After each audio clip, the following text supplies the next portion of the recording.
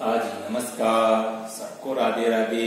एक बार फिर online class में आपका स्वागत। आज हम कक्षा 9 विषय गणित हीरोन का सूत्र अध्याय 12 भाग 3 इसके अंतर्गत हम उदाहरण नंबर 3 है। उदाहरण नंबर 3 में क्या है कि आपको त्रिभुज की भुजाओं में अनुपात दिया हुआ। ठीक है, अब तक हमने इसके पहले जो क्लास की उसमें क्या है कि आपको तीनों भुजाएं दी हुई थी या दो भुजा देकर के परिमाप दिया, फिर उसके बाद हमने तीसरी भुजा ज्ञात की। लेकिन आज जो हम सवाल देख रहे हैं इसके अंदर क्या है कि भुजाओं में अनुपात दे रखा है और साथ ही हमको क्या है परिमाप दिया हुआ है और त्रिभुज का क्षेत्रफल ज्ञात करना है। ये आज का हमारा प्रश्न। ठीक है, तो सबसे पहले त्रिभुज की भुजा में अनुपात दे रखा 3:5:7। ठीक है, ये आपकी त्रिभुज की तीनों भुजाओं में अनुपात और साथ ही हमको क्या दिया हुआ है परिमाप। परिमाप का मतलब क्या बताया, त्रिभुज की तीनों भुजाओं का योग। त्रिभुज की तीनों भुजाओं का योग कितना दिया हुआ है आपको, 300 मीटर दिया हुआ है। ठीक है, तो सबसे पहले त्रिभुज की तीनों भुजाओं में अनुपात आ रहा आपके 3:5:7। लेकिन भुजा कितने कितने नाप की वो हमारे को ध्यान में नहीं है। तो मानना है कि आपकी ये भुजा हो गई 3x की, ये हो गई 5x की और ये हो गई 7x। ठीक है, 3x plus 5x plus 7x, इन तीनों भुजाओं का योग करेंगे तो योग कितना आ जाना चाहिए आपके 300 मीटर आ जाना चाहिए। 300 मीटर आपके इसमें क्या दिया हुआ है, परिमाप दिया हुआ है। यानी इन तीनों भुजाओं का योग कितना दिया हुआ है 300 मीटर। x क्यों लगाया हमने, क्योंकि हमारे को भुजाओं में अनुपात दिया हुआ है। भुजा कितने नाप की वो हमको नहीं दे रखी है। ठीक है, और प्लस इसलिए क्योंकि ये परिमाप और परिमाप का मतलब तीनों भुजाओं का योग। ठीक है, तो 7 और 5 12 और 3 15, यानी x का योग किया तो 15x हो गया और बराबर 300 ऐसे के ऐसे। फिर x बराबर क्या हो जाएगा, x बराबर हो जाएगा 300/15। ठीक है, अब ये कटती है 15 एकम 15, 15 दूनी आई 20 बार कट गई। ठीक है, तो आपके x का मान कितना आ गया, 20 आ गया। ठीक है, अब जहां जहां आपके x है उस जगह हमको क्या करना है, x का मान रखना है। ठीक है ना, जहां जहां भी x आ रहा है, जहां जहां x आ रहा है उस x की जगह हमको क्या लिखना है, 20 लिख देना है। अब आपको देखो सबसे पहले 3x आ रहा है। ठीक है ना, तो 3x है तो 3x की जगह हम क्या लिखेंगे, 20 लिखेंगे। यानी इन दोनों के बीच में कोई चिन्ह नहीं लगा इसलिए घूरा का, तो 20 की है 60 मीटर, क्योंकि आपका परिमाप किसमें दिया हुआ, मीटर में, इसलिए अपन यहाँ क्या करेंगे, मीटर ही के लगाएंगे। फिर इसी तरह से 5x है तो 5 × x की जगह 20, 20 पंजे 100 मीटर, ये आपकी दूसरी भुजा हो गई। उसके बाद में तीसरी भुजा 7x यानी 7 × 20, 20 7 है 140, ये तीसरी भुजा हो गई आपकी 140 मीटर।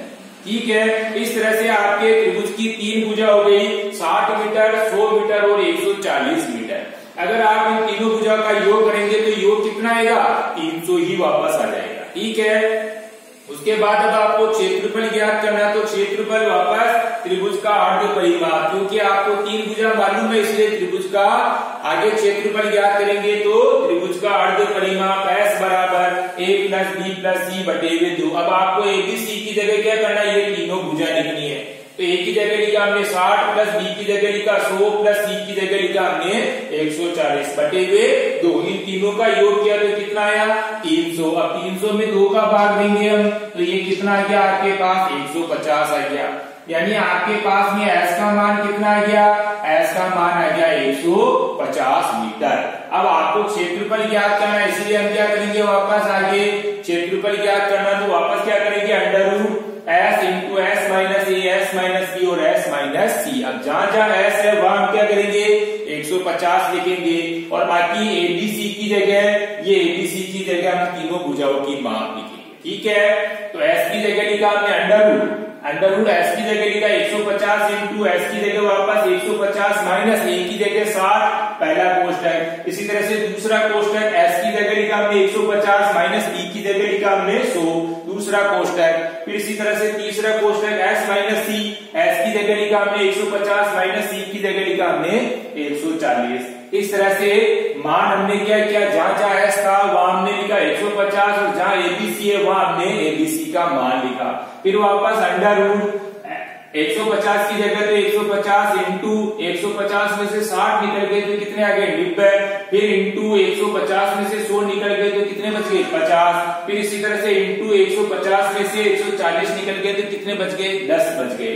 ठीक है, यानी बाकी निकालने के बाद में हमारे पास जो बचा है यानी 150 इंटू 90 इंटू 50 इंटू 10, ये आपको रूट में ही रखना है। ठीक है, अब आपको क्या करना है वापस इस जगह पर 150 के टुकड़े 90 के टुकड़े 50 के टुकड़े और 10 के टुकड़े यानी अभाज्य गुणनखंड करना है। अब आप अभाज्य गुणनखंड करेंगे तो अंडर रूट 150 के टुकड़े करें तो 150 के टुकड़े यानी 2 इंटू 3 इंटू 5 इंटू 5, फिर इंटू की जगह ये इंटू आ गया, फिर 90 के टुकड़े करेंगे तो 2 इंटू 3 इंटू 3 इंटू 5, फिर इंटू की जगह इंटू 50 के टुकड़े किए तो 2 इंटू 5 इंटू 5, फिर इंटू की जगह इंटू 10 के टुकड़े करें तो 2 इंटू 5। ठीक है, इस तरह से हमने क्या किया सबके अभाज्य गुणनखंड कर दिया और इसको अंडर रूट में ही लिखना है। ठीक है, अब हमको क्या करना है ये जैसे जमी हुई नहीं है यानी जोड़े के रूप में नहीं आ रही तो हम क्या करेंगे इसको थोड़ा सा जमा लेंगे। तो जमाते समय भी आपको क्या करना वापस अंडर रूट का निशान बनाना। अब जहां जहां अपने पास में 2 है उनको 2 को एक साथ लिख दो, 3 को एक साथ लिखो, 5 को एक साथ लिखो, जो जो अंक है उनको एक साथ जमा करके लिखना। तो जमाने पर हमारे पास में देखो 2 इंटू 2 इंटू 2 इंटू 2 इंटू यानी इस तरह से 4 बार आपके 2 आ रहे थे उनको इस तरह से लिख लिया। इसी तरह से इंटू 3 को देखा तो 3 आपके इसमें 3 बार आ रहे थे तो ये इस तरह से 3 जमा करके लिख दिया इंटू लगा के। फिर इसी तरह से 5 को देखा तो 5 इंटू 5 इंटू 5 इस तरह से 6 बार आ रहे हैं तो इस तरह से हमने क्या इंटू लगा करके इसको 6 बार लिख लिया। अब आपको क्या करना वापस अंडर रूट में तो यही है, अब आपको क्या करना जो जोड़ा बना दो का एक जैसा जोड़ा बन रहा है एक जैसी संख्याओं का, इसमें से क्या करना हमको एक एक संख्या को बाहर निकाल देना, रूट के पहले लिखेंगे। अब इसमें से 2 एक बार आ गया, इसमें से 2 एक बार आ गया, इसमें से 1 3 बार आ गया, इसी तरह से इसमें से 1 5 बार आ गया, इसमें से 1 5 बार आ गया, इसमें से भी 1 5 बार आ गया। लेकिन ये 3 का जोड़ा नहीं बन रहा है, यहाँ 1 3 बचा हुआ है ना। अगर यहाँ भी 3 और होते जैसे इंटू 3 तो जोड़ा बनता, लेकिन ये नहीं बन रहा है, इसको क्या करना अपने को अंडर रूट में ही लिखना है। ठीक है, अब जिस जिसके जोड़े बने वो रूट के बाहर आ गए उनका गुणा करना, 2 दूनी 4 4 दिए 12 12 बंदे 60 60 बंदे 300 300 को वापस 5 से किया तो 1500 और बाकी रूट 3 ऐसे के ऐसे ही। ठीक है, तो इस तरह से आपका त्रिभुज का क्षेत्रफल क्या हो जाएगा 1500 रूट 3 सेंटीमीटर स्क्वायर। इस तरह से आपका ये प्रश्न हो गया। आगे ध्यान में अब आपको ऐसे कैसे HW में क्या करना 12.1 का 5वां प्रश्न है, उसमें भी आपको अनुपात दी हुई त्रिभुज की भुजाओं में यानी 12:17:25।